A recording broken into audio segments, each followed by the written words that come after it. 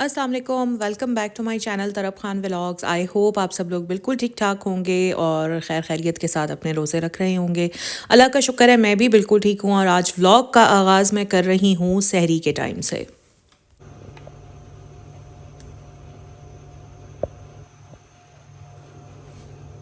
मुझे कल या परसों मेरी एक वीडियो पर कमेंट आया था, मैं उनका नाम भूल गई हूँ, बट उन्होंने मुझसे क्वेश्चन ये किया था कि जो रमज़ान का जो डाइट प्लान है जो मैंने दिया है, तो उसमें जो सहरी या अफ्तारी का मैंने एक प्लान दिया था उसमें मुझसे चीटिंग हो जाती है। तो चीटिंग तो बहुत दूर की बात है। आप लोग यकीन करें कि जब से रोज़े शुरू हुए हैं ना, मैंने एक सिंगल डे भी सहरी नहीं की है। और सिर्फ मैं ही नहीं, मेरे दोनों बच्चे, मेरे हस्बैंड, हम सहरी में कुछ भी नहीं खा रहे। ऐसा नहीं है कि हम जानबूझ के नहीं खा रहे, हम सभी वेट लूज़ करना चाह रहे हैं या कुछ नहीं, ऐसा नहीं है, दिल ही नहीं करता खाने का। अफ्तारी में भी मैं तो चले डाइट प्लान फॉलो कर रही हूँ। मेरे बच्चे हो गए, मेरे हस्बैंड हो गए, वो तो कोई डाइट प्लान फॉलो नहीं करे, बट जितना मैं बनाती हूँ वो लोग वो भी नहीं खा पाते। पानी हम लोग ज़्यादा पी लेते हैं जिसकी वजह से ना अफ्तारी में इतना कुछ खाने का दिल करता है, बस थोड़ी थोड़ी हर चीज़ ले लेते हैं और सहरी में तो बिल्कुल ही दिल नहीं करता। अब जैसे ही मतलब सहरी का टाइम होता है ना, सिर्फ मेरी हेल्पर्स सहरी करती हैं और वो भी बिल्कुल हल्की फुल्की सी करती हैं।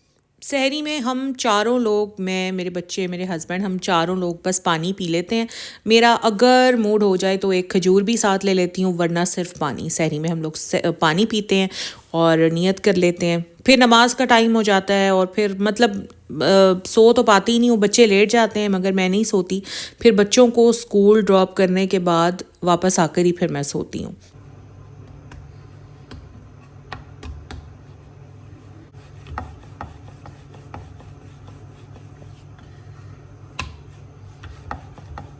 मेरे काफ़ी सब्सक्राइबर्स मुझे ये कमेंट करते हैं कि मैं डे वाइज़ अपनी रमज़ान की रूटीन क्यों नहीं शेयर कर रही, तो उसका जवाब ये है कि देखें, मुझे नहीं इतना टाइम मिलता। लाइक रोज़े हैं तो रमज़ान का मुबारक महीना है, मेरी तो पूरी कोशिश है कि अगर मुझे एक मिनट भी मेरे पास है तो मैं उसको भी अल्लाह ताला की इबादत में सर्व करूं, बजाय इसके कि मैं कैमरा उठाकर शूट करूं। व्लॉगिंग मेरा काम भी है, मेरा पैशन भी है, सो इसको मैंने करना तो है, बट मैंने रमज़ान के अंदर चीज़ों को प्रायोरिटाइज़ किया हुआ है कि रमज़ान में मेरी प्रायोरिटी क्या है।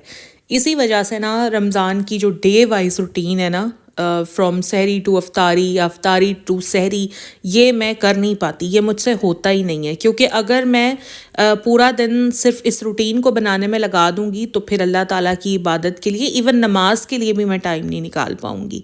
तो बस इसीलिए मैं ये नहीं कर पा रही। और जो रैंडम वीडियोज़ होती हैं, जैसे कोई टिप्स हैं, कोई लाइक कोई होम रेमेडीज़ हैं, कोई DIYs हैं, तो इस तरह की चीज़ें, या फिर कोई दुआएं हैं जिस तरह से मैं खुद पढ़ती रहती हूँ, मुझे पता चलती रहती हैं, वो आप लोगों के साथ शेयर करती रहती हूँ। ये मुझे रमज़ान में ज़रा ज़्यादा कन्वीनियंट लग रहा है। अब देखिए, माशाल्लाह डेली बेसिस पर ही घर में काफ़ी डिशेस बन रही होती हैं। अगर मैं देखूं तो 3 से 4 डिशेस तो मेरे घर में लाजमी बनती हैं और मेरे घर का मेन्यू हर डे डिफरेंट होता है। मतलब आज कुछ और है तो कल कुछ और होगा, इस तरह से मेरे घर का मेन्यू होता है। तो अगर मैं वो डिशेस रिकॉर्ड करना या शूट करना शुरू करूं तो आपको पता है नॉर्मली मुझे 3 से 4 घंटे लगते हैं, जो भी मैंने प्लान किया हुआ होता है वो बनाने पर। तो सोचिए अगर मैं उसको शूट करना शुरू कर दूं तो मुझे कितना टाइम लग जाएगा। जाहिर है हर चीज़ को दिखाना, रिकॉर्ड करना और फिर बार बार सफाई, मतलब जाहिर है जब व्लॉग बन रहा होता है तो हम बहुत ज़्यादा ओवर प्रोटेक्टिव हो रहे होते हैं कि हर चीज़ सफाई सुथराई के साथ रिप्रेजेंट की जाए आप लोगों के सामने। तो उसमें टाइम इतना लग जाएगा ना कि मुझे फिर बाकी चीज़ों के लिए टाइम नहीं मिलेगा। जो रमज़ान का असल मसरफ़ है, यानी अल्लाह ताला की इबादत, वो वहाँ से मैं फिर हट जाऊँगी। तो मैं ये नहीं चाहती। बस इसीलिए ना तो मैं रेसिपीज़ शेयर करती हूँ, ना मैं प्रॉपर एक रूटीन शेयर करती हूँ, बस रैंडम वीडियोज़ होती हैं जो मैं आप लोगों के साथ शेयर कर लेती हूँ।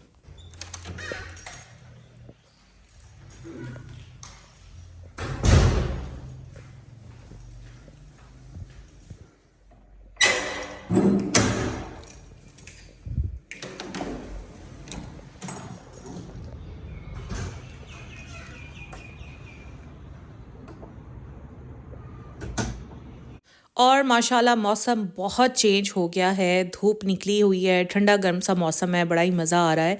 अभी बस मैं बच्चों को जा रही हूँ स्कूल छोड़ने के लिए, और अभी मैं बाहर आई ही थी। जिस दिन भी मैं बच्चों को स्कूल छोड़ने के लिए जाती हूँ ना, तो मेरी बेटी फ़ौरन निकल कर आती है और गेट खोलना शुरू कर देती है। मैं इसको मना भी करती हूँ कि बेटे आप गेट मत खोला करो, मैं खुद खोल लिया करूँगी, बट शी ऑलवेज सेज़ कि नहीं मम्मा, मुझे अच्छा लगता है आपके लिए गेट खोलना। तो बेटियां जो होती हैं ना, वो बड़ी केयर करती हैं, बेटियां होती ही ऐसी हैं।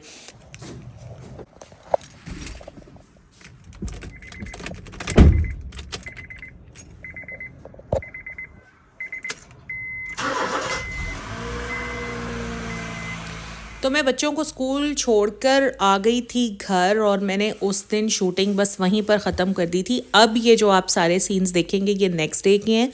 ये 2 दिन का व्लॉग है।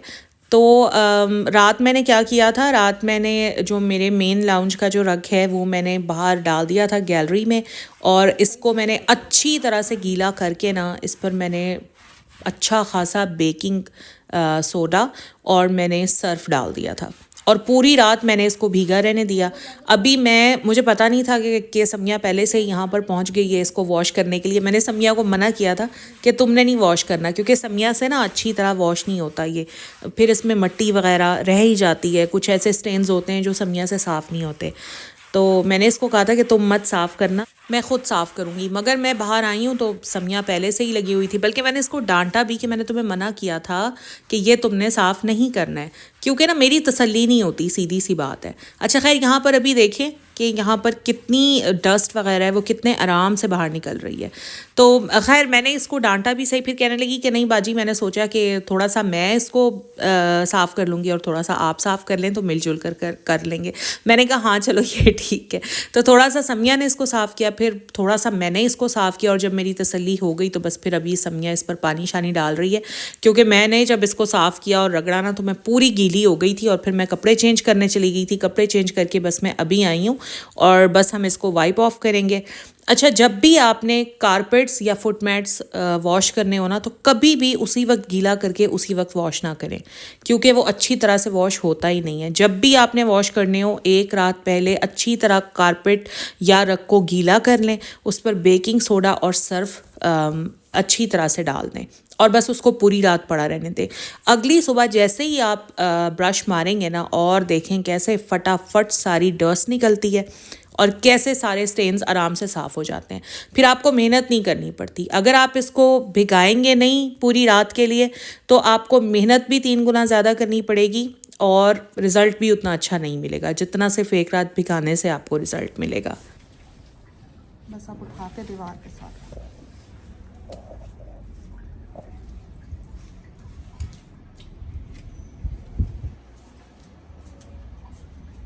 कारपेट या रग को अच्छी तरह से वाइप ऑफ करने के बाद उसे रोल करके ना, बिल्कुल स्ट्रेट दीवार के साथ लगाकर खड़ा कर दें। जितना भी उसमें मज़ीद एक्स्ट्रा पानी होगा, जब वो सारा स्क्वीज़ आउट हो जाएगा, तब आप किसी प्लेन सरफेस पर कारपेट को ड्राई होने के लिए डाल दें, या किसी दीवार पर या किसी स्टैंड पर डाल दें, और पूरे 2 दिन उसको धूप में पड़ा रहने दें, ताकि पानी अच्छी तरह से ड्राई हो जाए और कारपेट में किसी भी किस्म की स्मेल ना रह जाए।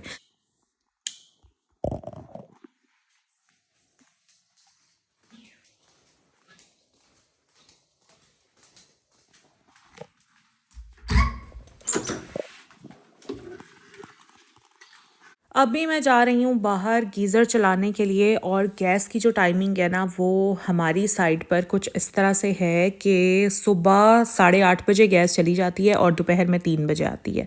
3 बजे से लेकर फिर रात को 10 बजे तक गैस रहती है, फिर 10 बजे चली जाती है, और 2:30 बजे गैस आती है। तो ये हमारी रात को 2:30 बजे गैस आती है, ठीक है, ये हमारी गैस की टाइमिंग है।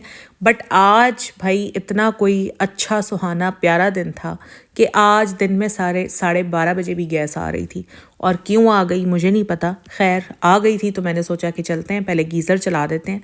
और गीज़र की जनाब मैं तो बताना ही भूल गई कि तकरीबन आई थिंक 1.5-2 महीने हो चुके हैं हमने अपना गीज़र चेंज करवा लिया था।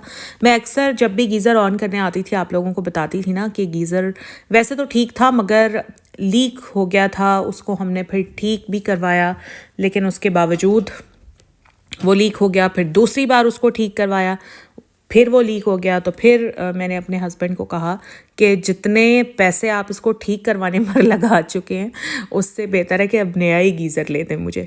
तो शुक्र है उन्हें भी थोड़ी सी अकल आ गई और उन्होंने मुझे फिर ये नया गीज़र ला दिया। अच्छा, पहले जो मेरा गीज़र था वो नेस गैस का था, अब ये जो गीज़र है ना ये लोकल बना हुआ है। मुझे नहीं पता, कोई इसका मतलब कोई किसी ब्रांड का नहीं है ये।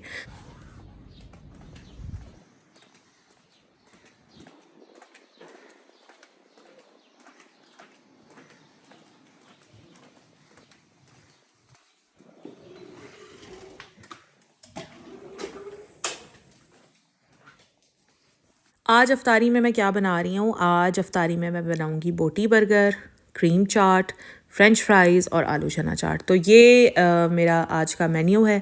अब देखें, फिर नहीं मैं ये आपको सारा कुछ दिखा पाऊँगी क्योंकि I have not that much time कि मैं सारा कुछ रिकॉर्ड करूँ। तो बस यहाँ पर अभी मैंने चिकन ही मैरिनेट किया था, वही उसका बस छोटा सा क्लिप मैंने आप लोगों के लिए बना लिया है। यहाँ पर मैं अभी भी आपको शॉल में नज़र आ रही हूँ जनाब। घर में अभी ठंड है, घर के अंदर, मेरा घर माशाल्लाह बहुत ठंडा है तो घर के अंदर बड़ी सर्दी लगती है। लेकिन आज मैं थोड़ी देर के लिए बाहर गई थी तो फिर इतनी गर्मी थी बाहर कि मुझे शॉल जो है ना वो काट रही थी बुरी तरह से।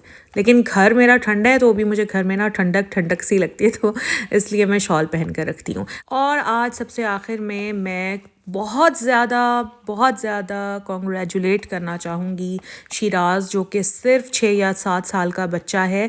और मैं कई बार आप लोगों को अपने व्लॉग्स में बताती थी ना कि गिलगित बल्तिस्तान के व्लॉग्स मैं बहुत शौक़ से देखती हूँ, और वाकई मैं इतने शौक़ से देखती हूँ ना क्योंकि मुझे गिलगित बल्तिस्तान बहुत ज़्यादा पसंद है। मैं ख़ुद भी कई बार गई हुई हूँ, मुझे बहुत अच्छा लगता है। ये है वो बच्चा, इसका नाम शिराज़ है और अब ये इतना वायरल हो चुका है। 1 महीने पहले इस बच्चे ने व्लॉगिंग शुरू की थी और 8 लाख कुछ इसके सब्सक्राइबर्स हैं। अब तो ARY वालों ने भी इस बच्चे को शान रमज़ान में इनवाइट कर लिया है। इसके फादर का चैनल तो मैं बहुत अरसे से देख रही हूँ, सियाचिन वैली व्लॉग्स के नाम से उनका चैनल है। पाक आर्मी के कर्नल आई थिंक दानिश उनका नाम है, वो भी थोड़े दिनों पहले गए थे इनके घर और इस बच्चे को उन्होंने व्लॉगिंग किट भी दी, इनको इंटरनेट भी प्रोवाइड किया। तो मतलब देखें कितना छोटा सा बच्चा है और अभी तक अगर आपने इसके व्लॉग्स नहीं देखे तो मेरे कहने से एक बार ज़रूर देखें। ये कोई शाउट आउट नहीं है, इस बच्चे को ज़रूरत ही नहीं है किसी शाउट आउट की।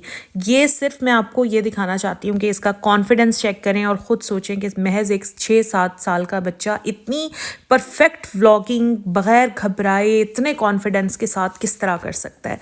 बहुत ज़्यादा मुबारकबाद मेरी तरफ से शिराज़ और उसकी फ़ैमिली को। एक और ख़बर आजकल बहुत ज़्यादा वायरल हो रही है कि गूगल ने शिराज़ और उसकी बहन मुस्कान दोनों को एक सेमिनार के लिए इनवाइट किया है यूनाइटेड स्टेट्स ऑफ अमेरिका में। और शिराज़, आप बहुत ज़बरदस्त व्लॉगर हो और आप पाकिस्तान का फ़ख्र हो। We are proud of you. Keep growing, keep shining, इसी तरह पाकिस्तान का नाम रोशन करते रहो। अल्लाह ताला आपको ढेर सारी कामयाबियाँ अता फरमाए, आमीन सुम्मा आमीन। और बस ये था मेरा आज का व्लॉग। अच्छा लगा है तो लाइक करें, चैनल पर फर्स्ट टाइम आई हैं तो सब्सक्राइब करें। अपना ख्याल रखें, अल्लाह हाफिज़।